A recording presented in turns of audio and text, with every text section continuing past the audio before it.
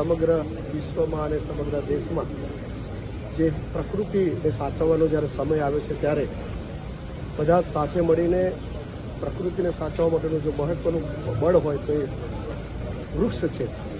તો સામૂહિક વૃક્ષનું વાવેતર થાય, વૃક્ષનું જતન થાય અને એનાથી વિશેષ કરીને એક પેડ માં કે નામ આદરણીય મોદી સાહેબે બધા જ સમાજના આગેવાનોને દરેક વ્યક્તિને પોતાના માતાના નામે જ્યારે વૃક્ષ વાવેતર કરવા માટેની પ્રેરણા આપી હોય ત્યારે આગામી 17 સપ્ટેમ્બરે એમનો જન્મદિવસ છે ત્યારે સમાજમાં એક અભિયાનના સ્વરૂપે બધા જ વ્યક્તિઓ સાથે મળી અને પોતાના નામ માતાના નામ સાથે વૃક્ષનું વાવેતર કરે એનું વિશેષ આહવાન કરવામાં આવ્યું.